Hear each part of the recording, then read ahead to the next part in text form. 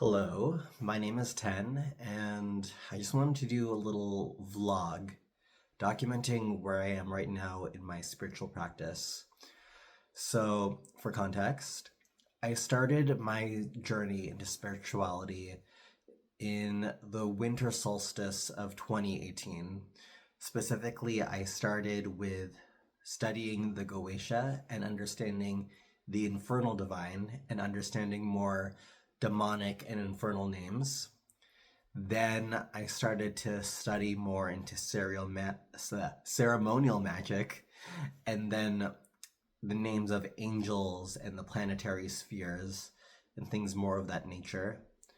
Then I started to study more of the physical earth, like the elementals and the concept of auras.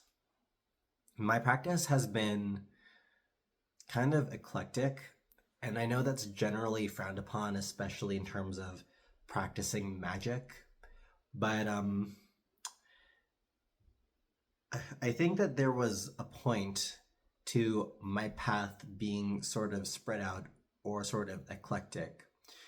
So I guess my concern was that it's like a common theme for people in my age group or for people nowadays to be interested in something immediately, then stick with it for only a short amount of time, and then get bored of it and then move on to the next thing. And I think, in a sense, that is part of what happened to me. Um, I think I would spend 3 to 6 or 9 months at a time studying a particular subject. And for a good while, I felt like it resonated and the practice seemed to have worked. But then after a certain time, I found that it didn't work anymore, or maybe I just got bored of it. And it felt unstimulating or not as interesting as it did before. And I was left wondering, why did this not work, or why is it not working anymore? So I would look at things that are a bit adjacent to the subject that I was reading about. Let's take, for example, when I switched from studying demons to studying angels, because the different faculties that these different demons held, uh, there's the equivalent of that throughout any pantheon that you're willing to look into. Um, let's take hypothetically, for example, if you wanted a demon of love, there are angels of love, there are gods of love, but I didn't understand why I would call upon a demon and not some other type of entity. I've gotten to the point in my practice where I now understand where angels, demons, god names, etc., where all of these different types of spirits fit in this pantheon or my personal pantheon. But that had to occur after a lot of personal experimentation and trying to figure it out for myself. So, a lot of my practice is based on trying to study, understand, and communicate with spirits. Um, I don't know why that was always super interesting to me or why I felt like it really resonated with me, but I have to be honest about something. I have never directly seen a spirit, though I can say that I've seen physical phenomenon that indicates the presence of a spirit, but I've never been able to fully visibly see it with my eyes. I've been able to see it in my mind's eye or visualize their existence, but I've never like hallucinated or like visibly seen them anywhere. I think that a part of it is that uh, I don't think that I have ever done a proper triangle of manifestation in order to coalesce the physical form of something. But if I remember correctly, throughout my practice, throughout consulting my spirit guides, they told me that visibly seeing a spirit is just fluff, and that's not the actual important part. And that, according to my disposition, because I lean more towards aphantasia, that is, I cannot visibly project an image in real life, or as if it was there. So, because I cannot do that, it is not necessarily the most important thing for me. And in fact, I have other faculties to indicate the presence of the spirit towards me or for me. That is, when a spirit is around me that I'm aware of, I can physically feel it in my body, especially through my emotions or just the way that I physically feel. Usually it manifests as a feeling in my gut or a feeling in my heart or in my throat. Um, an example of this, it would be like, let's say, if you've ever had a crush on someone and then you see them walk into the room, your heart starts fluttering. I've had a similar experience where when I call upon a certain spirit, I can feel them in the room with me because of the way that my heart changes.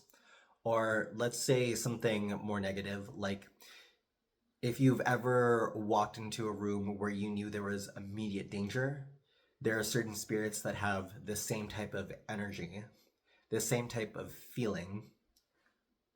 So a lot of my practice, a lot of my skills, specifically psychically, have to do more with the physical world and how my physical body reacts to things instead of me visually seeing things.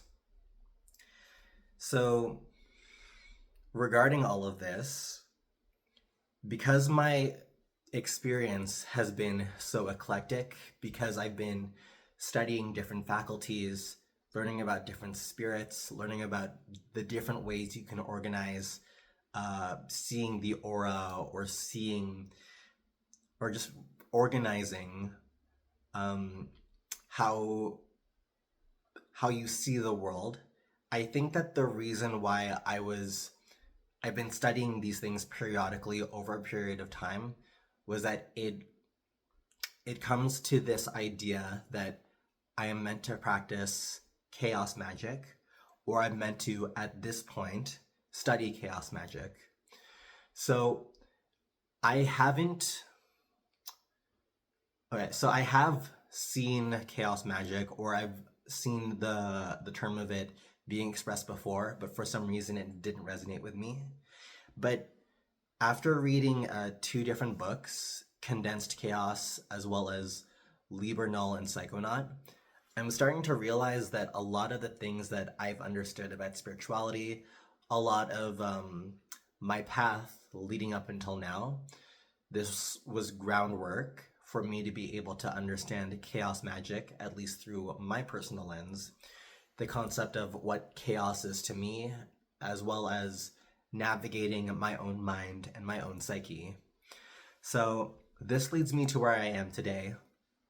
I would not directly call myself a chaos magician just yet, but I do think that this is something I want to invest my time and effort in.